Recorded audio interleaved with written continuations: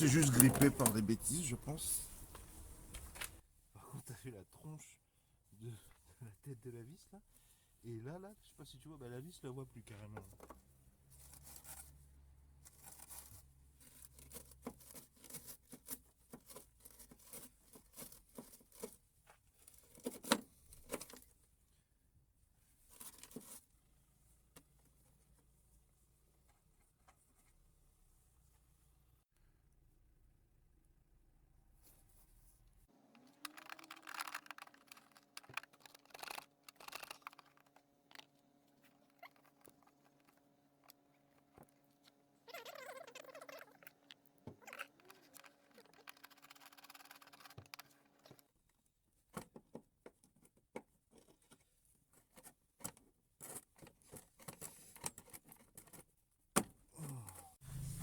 Bon. Je vais attaquer avec du 2 mm, c'est un forêt métal. Comme d'habitude, tous mes outils, vous les trouverez dans la description sous la vidéo.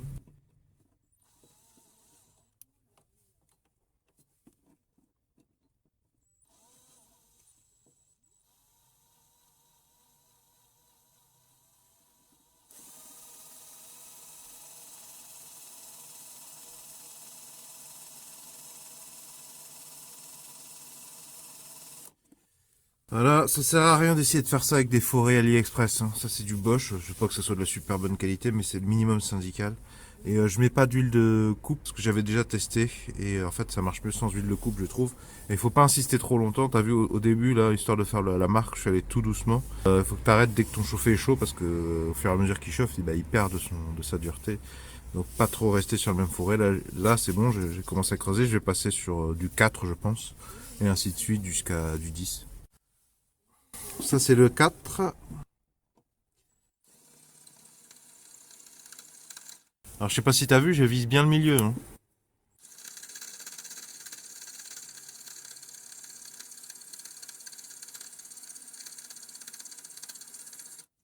Allez, tour du 6 maintenant.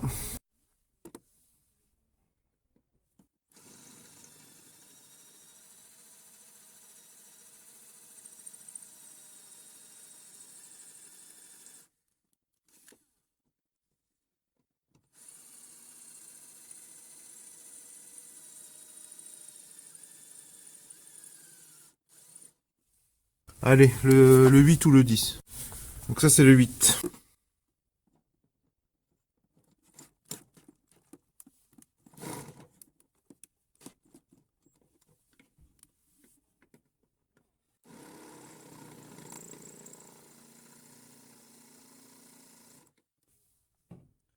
Ouais bah visiblement mon milieu n'était pas vraiment mon milieu, hein. Voire pas du tout.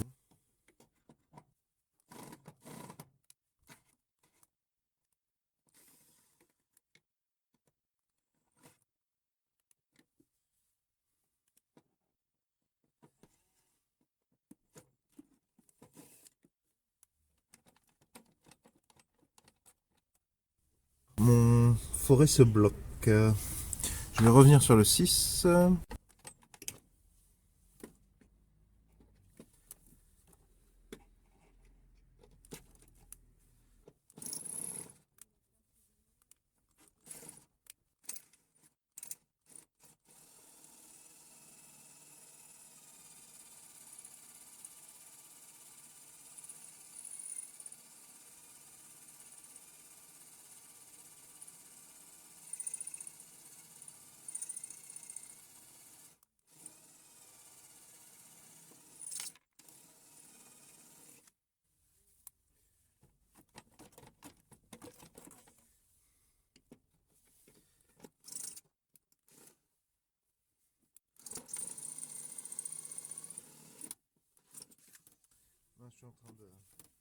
Je suis en train d'attaquer là.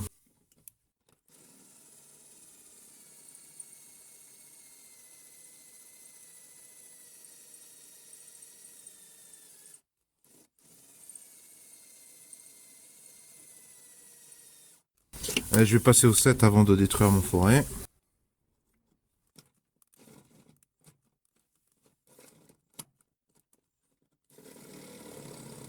Je sais pas si tu verras grand chose, mais tu vois, j'ai percé de manière assez excentrée. C'est peut-être pas plus mal. Ouais, non, ça aurait été mieux au milieu quand même. Je vais percer à côté. Je vais refaire un cycle en partant de 2 millimètres. 2 millimètres. Hein.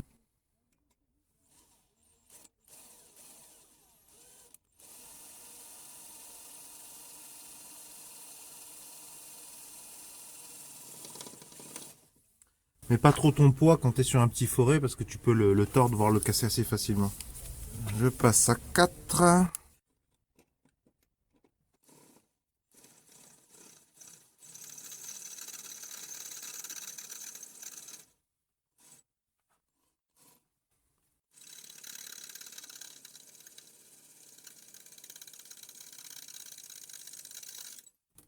Je passe à 3,5. Je me demande si j'ai pas abîmé trop mon forêt de 4.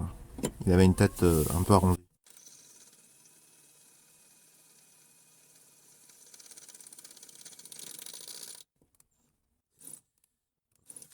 Oui, donc je crois que le 4 était abîmé. Donc ça, c'est du 4,5.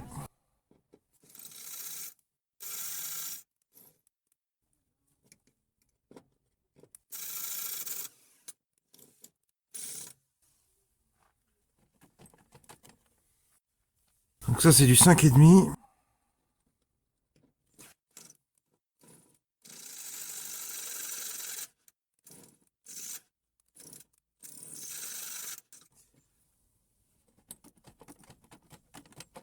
Alors ça, c'est du 10.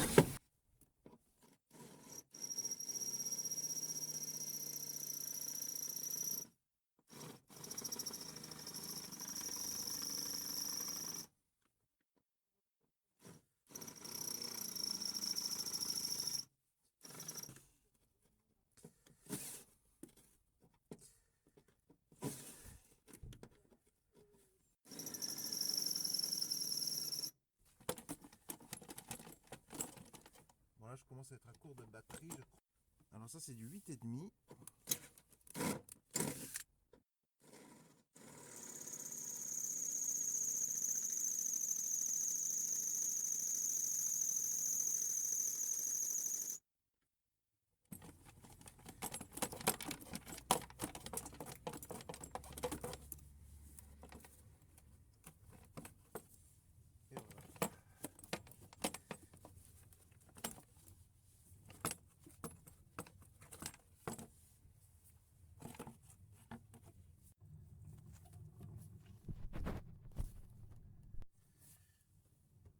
Bon alors je précise que je suis pas un professionnel du métal, hein, donc c'est pas un tuto. Mais alors chose pas mal, c'est que j'ai pas attaqué le filet.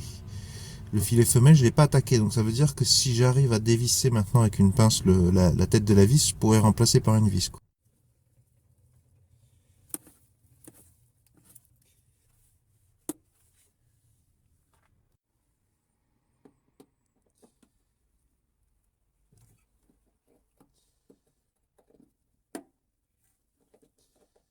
Ah bah ça vient.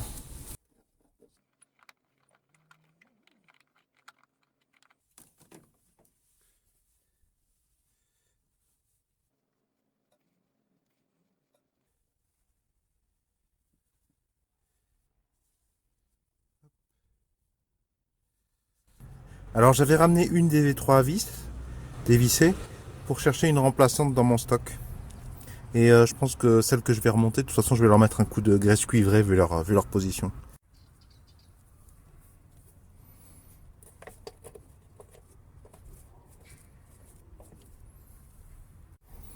En plus c'est du Torx, donc ça c'est mieux.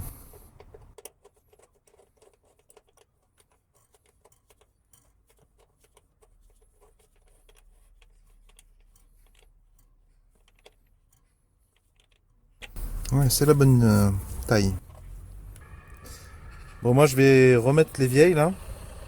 Mais ne faites pas forcément comme moi là. Surtout qu'il y en a une des 3 qui a vraiment une tête. Ouais, celle-là elle a une sale tête. Bon, pas forcément un exemple. Hein. Je vais mettre de la graisse là un peu. Quelques petites précisions pour les profanes, puis de manière générale pour éviter de vous faire gaspiller de l'argent. Au niveau des outils, la perceuse que j'utilise, c'est vraiment une entrée de gamme made in China que j'avais acheté sur Amazon il y a un paquet d'années. Mais pour ce genre d'usage, ça fait le travail. Hein. C'est la marque TAC Life. Je vous mettrai les références précises dans la description sous la vidéo, mais je crois que c'est même plus disponible à la vente. C'est vraiment de l'entrée de gamme. C'est du 12 volts de tension nominale. Puis connaissant les produits chinois, va savoir si c'est vraiment du 12 volts. Mais en tout cas, c'est largement suffisant.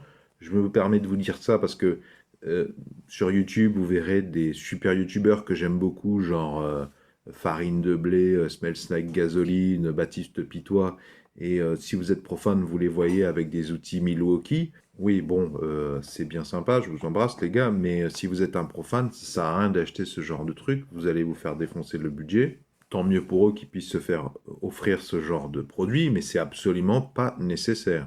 Après, si vous avez des budgets sans limite, tant mieux pour vous. Concernant les forêts, un truc que j'ai fait, moi, comme erreur, c'est, sachant que j'avais besoin de forêt, je suis allé sur Amazon, et puis, donc, je vous donne l'exemple, par exemple, avec un forêt béton. Et j'ai pris, il y avait plusieurs solutions, j'ai pris forêt béton. Oui, mais le problème, c'est que ne voulant pas trop faire de frais, j'ai pris, allez, il y a combien là? Une, deux, trois, quatre tailles différentes, quatre diamètres différents. Et puis le jour où tu as besoin d'un, là c'est maximum 8, et le jour où tu as besoin de 10, ta perceuse elle est prête, tu sais faire, mais t'as pas le forêt de 10, et tu es obligé de racheter un forêt de 10, mais t'as pas le rangement. Donc tu es limite obligé de racheter un conditionnement entier avec tous les forêts. Ça reste intéressant parce qu'en fait, tu achètes plusieurs forêts, donc c'est compétitif avec un coffret qui a le forêt de 10. Voilà, c'est des exemples avec des forêts béton. Et donc, du coup, ne prends pas trop petit parce que tu crois que tu vas faire des économies, mais pas du tout. Voilà, me permets de montrer mon coffret Bosch.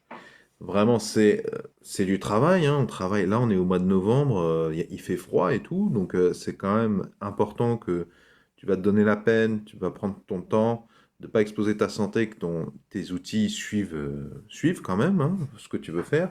Là, je montre du Bosch, ben, déjà parce que je suis assez profane, donc je ne connais pas les équivalents français. C'est absolument pas de la pub pour Bosch, mais c'est vrai que sur Amazon, je ne connais pas d'équivalent français. Et je dois reconnaître une grande qualité, je ne sais pas si ça existe, je ne connais pas les autres marques du même standing, notamment sur Amazon. Très, très bonne chose, c'est que quand je casse un forêt, eh bien je peux racheter le forêt en question, en généralement 2 exemplaires sur Amazon, et c'est raisonnable, c'est même pas 3 euros livraison incluse. Et ça, je savais pas que ça existait, mais encore une fois je suis un profane, et je trouve ça très très correct, parce que ça j'avais acheté il y a des années, et quand j'en casse un, surtout les forêts de, on va dire, de moins de 4,5 mm, eh ben, je peux les changer. Et en plus, c'est vendu par 2, voire 3, donc tu en as un de rechange toujours d'avance là. Et j'avais fait une erreur, hein, c'était quand j'ai commencé le bricolage, d'acheter sur AliExpress, et puis j'avais fait l'erreur d'acheter des forêts avec des fesses hexagonales. C'est-à-dire que le forêt cylindrique, il est rentré en force dans un support hexagonal, parce que dans ma tête, je m'étais dit, ouais, ça sera beaucoup mieux pour ma perceuse. Déjà, achète pas sur AliExpress, parce que en fait, tu vas pas pouvoir apprendre, vu qu'en fait, tu seras limité, tu auras un problème de matériel. En fait, tu seras pas sûr que si ça perce pas, c'est pas que tu fais pas bien, c'est que le matériel n'est pas adapté. En plus, celui-là, il y a vraiment tous les demi-millimètres. Donc ça, c'est bien. Quand des fois, tu as besoin d'un 4 mm, que tu casses ton 4 mm, que tu es dehors en intervention à l'autre bout de la ville, bah, tu peux négocier en te rabattant sur du 4,5 ou du 3,5. Et tu as vu dans mon cas, mon cas présent, c'était pas mal de pouvoir diviser l'effort à faire sur toute une gamme de forêts. D'ailleurs, dans la vidéo, il y a 1 ou 2 forêts où j'ai trop insisté. Je t'ai laissé les durées réelles parce que c'est vraiment pour te montrer à quoi ça ressemble. Moi, personne ne m'a jamais appris à percer du métal et je trouve qu'il y a un petit coup de main à prendre. C'était l'état d'esprit de cette vidéo qui est un peu longue, mais c'est vraiment pour montrer aux débutants. Et du coup, moi, mon expérience des forêts avec un cul hexagonal, c'est qu'en fait, ça vaut pas le coup. Hein. Ça cible justement le profane, à ma connaissance. Tu crois que c'est une bonne idée, mais non. Et puis, c'est pas nécessaire, en fait. Quand tu vas serrer même à la main, tu as vu, c'est une petite perceuse, hein, je le serre avec mon poignet, ça tient, il n'y a pas de problème à ce niveau-là. En tout cas, j'espère que ça pourra t'aider, peut-être même t'aider à te sortir du bourbier dans lequel tu es. Si tu as aimé ma démarche de partage de solutions, est-ce que tu peux mettre un pouce vers le haut, s'il te plaît? Est-ce que tu peux mettre un j'aime? De manière générale, si ça t'intéresse de devenir tous les jours toujours plus capable de repousser les limites de tes propres capacités à réparer des choses ou avoir une idée préconçue à l'avance de la solution à chaque problème qui va t'arriver dans la FIF, eh bien, je te recommande de t'abonner à la présente chaîne YouTube puisque c'est une thématique maîtresse. À ce titre, vont s'afficher à l'écran un rond, un rectangle et un carré. Le rond, si tu cliques dessus, bah, ça t'abonne gratuitement à la présente chaîne YouTube. Le rectangle, si tu cliques dessus, ça te t'emmènera vers toutes les précédentes vidéos de la thématique réparer les objets du quotidien. Ça te permettra de vérifier si je suis un rigolo qui fait de la pub ou si vraiment j'offre effectivement des vidéos sur la thématique réparer les objets du quotidien. Ça va des écouteurs Bluetooth à la mécanique automobile en passant par les smartphones ou à l'ordinateur. Et le carré, si tu cliques dessus, eh bien ça t'emmènera vers une nouvelle page internet sur laquelle tu as la possibilité de me laisser un pseudo, un pseudo ou pas, et ton adresse email. Et je me servirai de l'adresse email pour t'envoyer les futures vidéos sur cette thématique, réparer les objets du quotidien. Bien sûr, je ne revends ces adresses email à absolument personne. Je ne les partage pas, sauf à l'autorépondeur, puisque pour des raisons de sécurité, je ne stocke pas les adresses email sur ma machine. Sinon, si je me fais voler, eh ben, du coup, il y a plein de gens qui se retrouvent exposés. J'utilise un autorépondeur gratuit qui s'appelle MailChimp. Tu peux te désinscrire à n'importe quand, vu que dans tous les mails que j'envoie, quand j'en envoie, il y a le petit traditionnel lien se désabonner. Si tu te désabonnes, et bien ensuite je supprime totalement ton adresse email, ton pseudo, tout ce que tu as pu marquer. Je ne garde pas ça. Et voilà, c'est le strict respect de la réglementation générale sur la protection des données. C'est pour ceux qui sont pas trop YouTube, et puis les problèmes de notification qui partent pas sur YouTube.